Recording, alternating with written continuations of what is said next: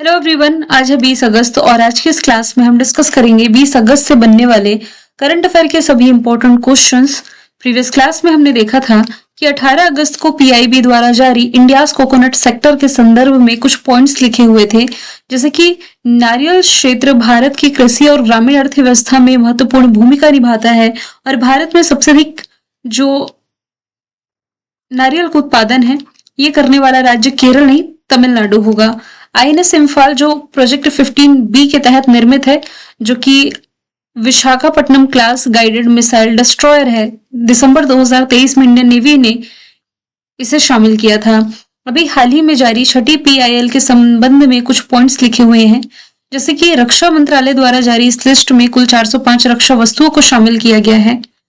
इसका उद्देश्य है रक्षा क्षेत्र में आत्मनिर्भरता को बढ़ावा देना और आयात पर निर्भरता को कम करना। जल जीवन मिशन, जिसे 5 साल के लिए एक्सटेंड किया गया, ये अगस्त 2019 में शुरू किया गया था और जून 2026 तक देश के 15.86 करोड़ से अधिक ग्रामीण परिवारों को नल जल कनेक्शन प्रोवाइड कराया गया है। FIH हॉकी वर्ल्ड कप का जो शुरुआत है हो चुका है बेल्जियम नीदरलैंड में, और रोमानिया जो है भीषण सूखे और गर्मी के कारण अपना एकमात्र चिरनावोडा परमाणु ऊर्जा संयंत्र बंद कर रहा है। अगस्त 2026 में झारखंड ने JSSC CGL 2024 परीक्षा निलंबित करी है, निलंबित नहीं रद्द ही कर दी है इसे। हाल ही में घोषित नेशनल स्पोर्ट्स अवार्ड 2025 में कुल 17 खिलाड़ियों को अर्जुन पुरस्कार के लिए चुना गया।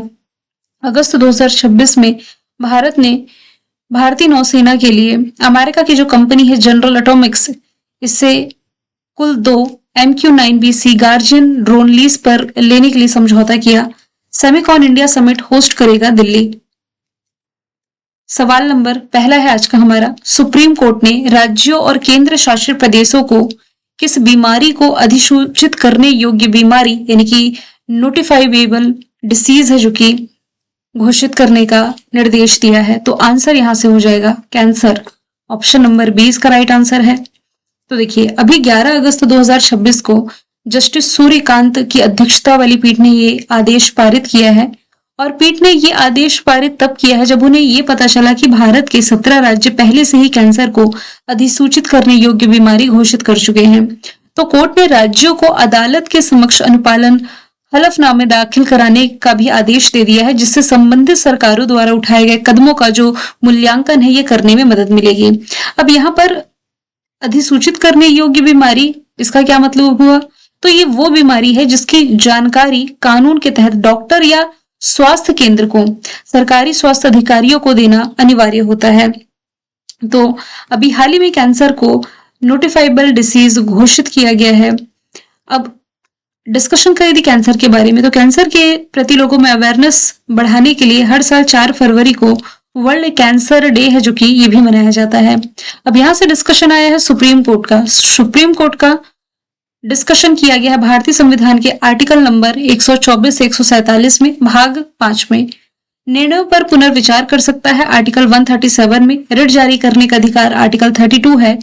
सीजीआई को शपथ दिलाते हैं देश के राष्ट्रपति। पहले सीजीआई थे हीरालाल जयकानिया, वर्तमान में है जस्टिस सूर्यकांत। मोहम्मद हिदायतुल्लाह इकलौते ऐसे व्यक्ति जो कि देश के कार्यवाहक राष्ट्रपति, उपराष्ट्रपति और सीजीआई भी रहे। रिसेंट के कुछ करंट अफेयर यदि हम देखें तो हाल ही में संसद ने सुप्रीम कोर्ट संशोधन विधेयक 2026 को मंजूरी दी। इसके तहत भारत के सुप्रीम कोर्ट में न्यायाधीशों की संख्या 34 से बढ़ा करके 38 किया गया।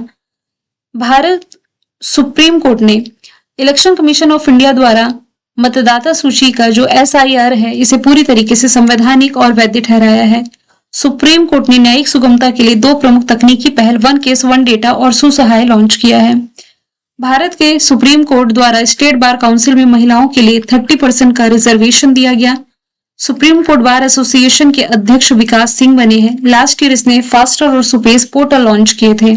सवाल दूसरा है, किस राज्य में 68.80 किलोमीटर का जो बेलवा मीनापुर लिंक चैनल है वहां की पहली रिवर इंटर लिंकिंग परियोजना है? तो आंसर यहां से हो जाएगा बिहार। Option number D. अभी न्यूज में इसलिए आया क्योंकि बिहार के जो मुख्यमंत्री हैं सम्राट चौधरी, इन्होंने रिसेंटली बिहार के शिवहर जिले के पिपराही प्रखंड में इसका उद्घाटन किया है। ये नहर बागमती बाढ़ प्रबंधन परियोजना का हिस्सा है और ये बाढ़ प्रभावित बागमती नदी को बूढ़ी गंडक से कनेक्ट करती है, इसलिए हम इसे रिवर इंटरलिंकिंग परियोजना कह रहे हैं।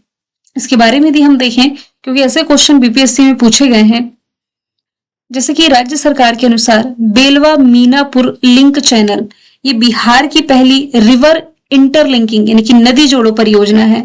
वैसे यदि आप कहें तो भारत की पहली नदी जोड़ो परियोजना ये केन बेतवा लिंक परियोजना है मध्य प्रदेश की, लेकिन बिहार की कौन सी है? Belwa Minapur link channel. इसकी लंबाई 68.80 किलोमीटर है, लगभग 130 करोड़ की इसमें लागत आएगी। ये चैनल बागमती नदी को बूढ़ी गंडक से कनेक्ट करता है। इसके तहत बागमती नदी का अतिरिक्त पानी को बेलवा से मीनापुर यानी कि शिवहर जिला और ये मुजफ्फरपुर जिला होते हुए बूढ़ी गंडक नदी में मोड़ा जाएगा। और ये परियोजना बिहार जल संसाधन विभाग के तहत क्रियान्वित की जा रही है। इससे जो लाभान्वित जिले होंगे ये होंगे शिवहर, सीतामढ़ी, मुजफ्फरपुर और पूर्वी चंपारण। सवाल तीसरा है, इसी से मिलता जुलता है, बिहार की पहली नदी जोड़ो परियोजना के तहत निर्मित जो बेलवा मीनापुर लिंक चैनल है ये किन दो प्रमुख नदियों को आपस में जोड़ता है? तो जैसा कि हमने देखा ये बागमती नदी और बूढ़ी गंडक नदी को कनेक्ट करता है। ऑप्शन बी इसका राइट आंसर हो जाएगा।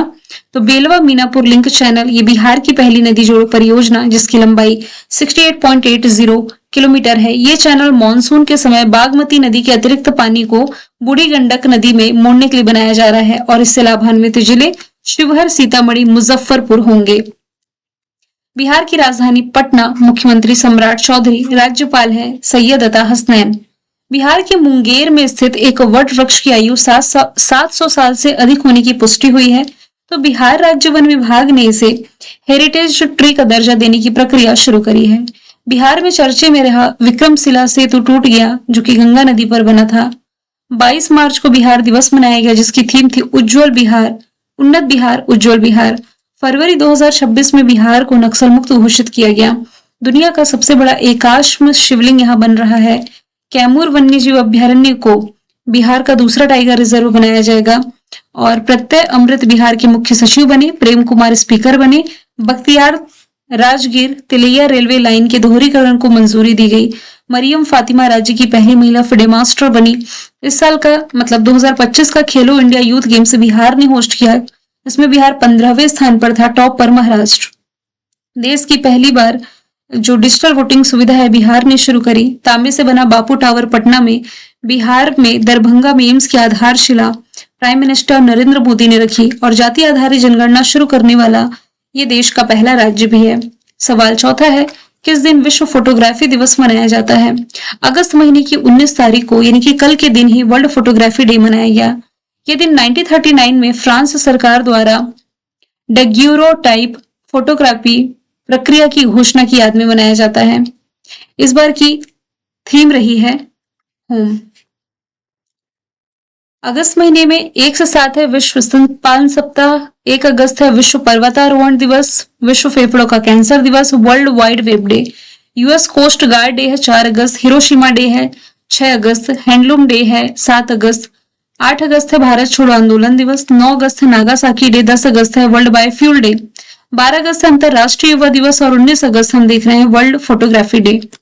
अगला सवाल है, ओणम किस राज्य का प्रमुख त्योहार है जिसे हाल ही में अभी शुरू किया गया? तो केरला यहाँ से राइट आंसर होगा, ऑप्शन ए। तो ओणम मुख्य रूप से केरल राज्य का प्रसिद्ध और आधिकारिक फसल उत्सव है। ये त्योहार हाल ही में किसी नए राज्य में शुरू नहीं किया गया है, बल्कि ये प्राचीन काल से ही केरल में मलयाली कैलेंडर के चिंगम महीने यानी कि अगस्त सितंबर में 10 दिनों तक मनाया जाता है। ये राजा महाबली के स्वागत और श्रवण नक्षत्र पर उनकी घर वापसी की याद में मनाया जाता है। इसके अलावा हमने देखा था लास्ट ईयर जो दिव्य कला मेला था 28वें नंबर का दिल्ली ने होस्ट किया।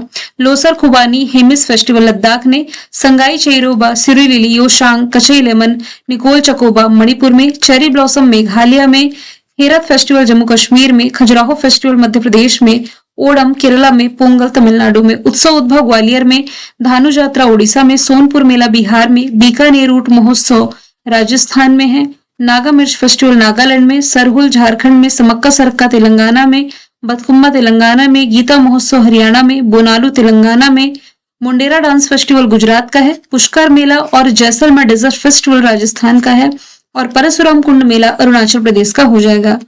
सवाल नंबर 6वां है, किस राज्य में भारत की पहली net zero greenfield smart city को स्थापित किया जाएगा? तो आंसर यहां से तेलंगाना होगा, ऑप्शन नंबर सी। सबसे पहली बात, ये net zero greenfield smart city, इससे आप क्या समझते हैं? तो देखिए, शहरी विकास का सबसे आधुनिक और पर्यावरण अनुकूल ये रूप है। इसका मतलब ये हुआ कि एक ऐसे नए शहर से है जिसे बिल्कुल खाली जमीन पर इस तरीके से डिजाइन किया जाता है कि वहां पर्यावरण को नुकसान पहुंचाए बिना अपनी जरूरतों की पूरी ऊर्जा खुद पैदा की जाए और उसका कार्बन फुटप्रिंट जो है ये जीरो हो। तो यदि पूछा जाए ग्रीनफील्ड स्मार्ट सिटी, तो शून्य से आधुनिक तकनीकों के साथ बसाया जाने वाला नया शहर, एकदम शून्य से, एकदम फ्रेश जमीन पर, है ना। और नेट जीरो का क्या मतलब हुआ कि शहर से निकलने वाली जो हानिकारक गैस है, जो आप ग्रीन हाउस गैसेस जानते हैं, और कार्बन उत्सर्जन की मात्रा को पूरी तरीके से समाप्त या सोख लिया जाना, जिससे कि पर्यावरण को कोई भी नुकसान ना पहुंचे। तो ये बनने जा रहा है तेलंगाना में। हैदराबाद के पास लगभग 30,000 एकड़ के क्षेत्र में ये विकसित किया जाएगा। इसका नाम होगा भारत फ्यूचर सिटी। अब इसका उद्देश्य है पर्यावरण के अनुकूल टिकाऊ विकास, नेट जीरो और आधुनिक तकनीकों को बढ़ावा देना। प्रमुख क्षेत्र की यदि हम बात करें तो एआई, जैव प्रौद्योगिकी, ग्रीन फार्मा, उन्नत विनिर्माण और शिक्षा पर ध्यान दिया जाएगा। और इसके विकास के लिए वर्ल्ड इकोनॉमिक फोरम दावोस के दौरान यूएई ने इसके साथ साझेदारी करी है। तेलंगाना की राजधानी हैदराबाद, मुख्यमंत्री रेवंत रेड्डी, राज्यपाल शिव प्रताप शुक्ल है। तेलंगाना ने रिसेंटली कैंसर को आधिकारिक रूप से नोटिफाई करने योग्य बीमारी घोषित किया। तेलंगाना पुलिस ने साइबर अपराध नेटवर्क को खत्म करने के लिए ऑपरेशन क्रैकडाउन शुरू किया। एकीकृत भूमि रिकॉर्ड प्रबंधन और पंजीकरण के लिए तेलंगाना सरकार ने भू भारती पोर्टल लॉन्च किया। यूपीआई लेन देन में सबसे अधिक उपयोग तीव्रता वाला राज्य तेलंगाना है। कोंडा रेड्डी पल्ली गांव तेलंगाना में है, जो कि दक्षिण भारत का पहला 100% सोलर एनर्जी से संचालित गांव घोषित किया गया। तेलंगाना के मुख्यमंत्री ने रायतु भरोसे स्कीम शुरू करी। तेलुगु भाषा को अपने सभी सरकारी स्कूलों में कंपलसरी किया और बतकुम्मा त्योहार तेलंगाना में मनाया गया। सवाल 7वां है, किस राज्य में भारत के जो मुख्य चुनाव आयुक्त हैं ज्ञानेश कुमार, इन्होंने इलेक्टोरल लिटरेसी क्लब 2.0 लॉन्च किया? तो आंसर यहां से अच्छा, 2 बार यहां से बिहार लिखा हुआ है, इससे मैं एक ऑप्शन हटा दूंगी। इन्होंने अभी हाल ही में बिहार का जो पटना है, बिहार की कैपिटल जो है पटना, ज्ञान भवन से इलेक्टोरल लिटरेसी क्लब 2.0 और आईसीआई नेट का शुभारंभ किया। इसका उद्देश्य क्या है? युवाओं और स्कूली कॉलेज के जो छात्र हैं, इन्हें डिजिटल माध्यम से चुनावी प्रक्रिया, यानी कि चुनाव कैसा होता है, ट्रांसपेरेंसी और लोकतंत्र के प्रति जागरूक करना। इसके लिए नया लोगो और मोटो जारी किया गया है, लर्न डेमोक्रेसी लीड डेमोक्रेसी, यानी कि लोकतंत्र सीखें और लोकतंत्र का नेतृत्व करें। इलेक्शन कमीशन ऑफ इंडिया, जिसकी जो स्थापना है ये की गई थी 25 जनवरी 1950 में, दिल्ली में हेडक्वार्टर है, और इसके पहले जो मुख्य निर्वाचन आयुक्त थे सुकुमार सेन थे। किस देश ने मंगोलिया में आयोजित यूएनसीसीडी COP17 में घास के मैदानों के लिए अपनी पहली गाइड लॉन्च करी है? तो यहां से भारत ही राइट आंसर होगा, ऑप्शन नंबर ए। मंगोलिया की उलान बटोर में आयोजित यूएनसीसीडी, इसका क्या मतलब हुआ? United Nations conference on combating desertification. तो COP17 ये जो बैठक रही, इसमें भारत ने घास के मैदानों और अन्य खुले प्राकृतिक पारिस्थितिकी तंत्र को के लिए अपनी पहली मार्गदर्शिका यानी कि गाइड लॉन्च कर दी है। पर्यावरण मंत्री भूपेंद्र यादव ने ये लॉन्च किया है। इसका पर्पस है भारत के घास के मैदान, सवाना जो कि अफ्रीका में है, रेगिस्तानों और झाड़ियों वाले क्षेत्रों की जो विविधता है, जो डाइवर्सिटी है, और पारिस्थितिकी महत्व को उजागर करना। और ये गाइड देश भर के 24 विभिन्न प्रकार के खुले प्राकृतिक पारिस्थितिकी तंत्रों को वर्गीकृत करती है।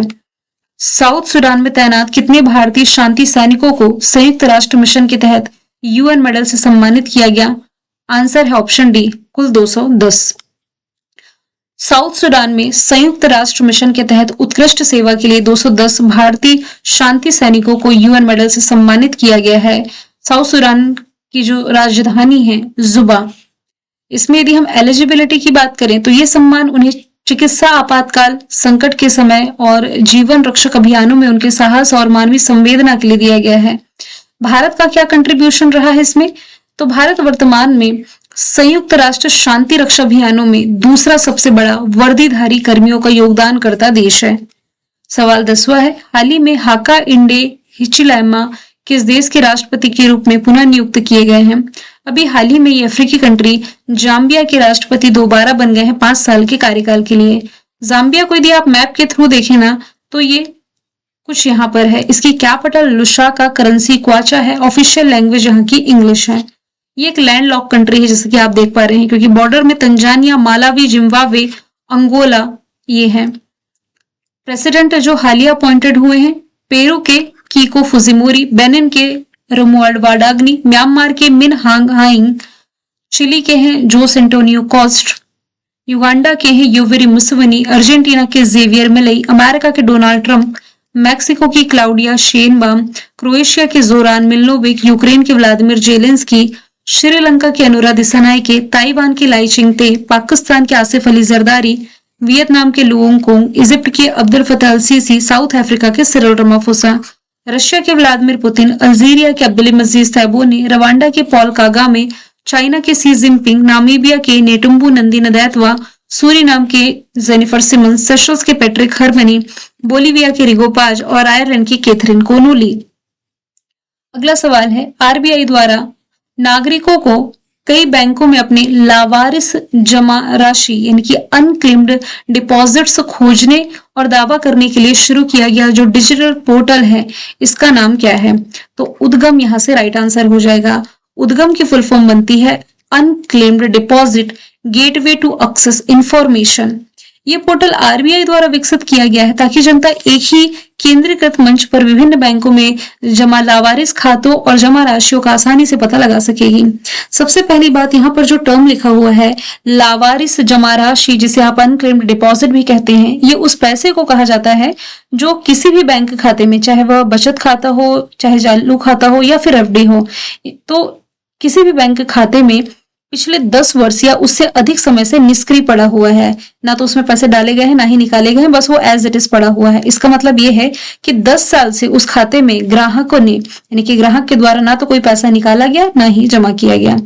तो जब कोई राशि 10 साल तक लावारिस रहती है तो बैंक उस पैसे को आरबीआई के deposit education and awareness fund, जिसे आप DEA फंड कहते हैं, इसमें ट्रांसफर कर देते हैं।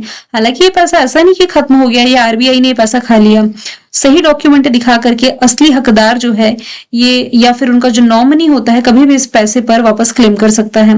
अब ये जो लावारिस जमा राशि है इसकी प्रमुख वजह है, मान लीजिए जिस व्यक्ति ने पैसे जमा किए 10 साल से वह उस अकाउंट में एक्टिव नहीं रह पाया। रीजंस हो सकते हैं कि मान लीजिए उसकी अचानक मृत्यु हो गई और परिवार या नॉमिनी को उस खाते की जानकारी ही नहीं है ना।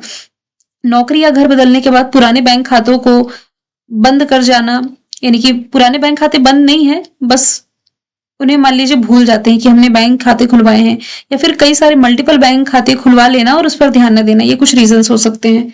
इसके लिए आरबीआई ने उद्गम पोर्टल लॉन्च किया। आरबीआई की स्थापना 1 अप्रैल 1935 में की गई हिल्टन यंग कमीशन के सिफारिश पर। मुंबई महाराष्ट्र में हेडक्वार्टर है और 1949 में इसका राष्ट्रीयकरण किया गया था। सवाल है, भारत के राष्ट्रीय हरित हाइड्रोजन मिशन के तहत 2030 तक वार्षिक हरित हाइड्रोजन उत्पादन क्षमता का जो लक्ष्य है ये क्या निर्धारित किया गया है? 5 मिलियन मीट्रिक टन। तो राष्ट्रीय हरित हाइड्रोजन मिशन का लक्ष्य 2030 तक कम से कम 5 मिलियन मीट्रिक टन वार्षिक हरित हाइड्रोजन उत्पादन क्षमता को विकसित करना, जिसे लगभग 125 गीगावाट संबंध नवीकरणीय ऊर्जा क्षमता का समर्थन प्राप्त होगा। और लास्ट का क्वेश्चन है, डीआरडीओ द्वारा संचालित प्रोजेक्ट कुशा का मुख्य उद्देश्य क्या है? तो लंबी दूरी की सतह से हवा में मार करने वाली वायु रक्षा प्रणाली विकसित करना, ये इसका राइट आंसर हो जाएगा, ऑप्शन बी। तो डीआरडीओ द्वारा संचालित ये जो प्रोजेक्ट कुशा है इसका उद्देश्य है लंबी दूरी की सरफेस टू एयर वॉर करने वाली वायु रक्षा प्रणाली को विकसित करना। डीआरडीओ को यदि हम डिस्कशन करें, 1958 फॉर्मेशन ईयर, दिल्ली में हेडक्वार्टर, राजेश कुमार सिंह इसके अध्यक्ष हैं। मैंने कल आपसे पूछा था किस स्थान पर लुप्त प्राय प्रजातियों के संरक्षण को बढ़ावा देने के लिए पहला ब्लैक नेक क्रेन पक्षी महोत्सव आयोजित किया गया? आंसर इसका लद्दाख था। आज का सवाल है, पर्यावरण और वन्य जीव संरक्षण के क्षेत्र में अगस्त 2026 में किस राज्य के बन्नी घास के मैदानों में 20 काले हिरणों को पुनर्जीवित करने के लिए छोड़ा गया? आंसर जो भी है कमेंट बॉक्स में बताएं, मिलेंगे नेक्स्ट क्लास में। Thank you so much.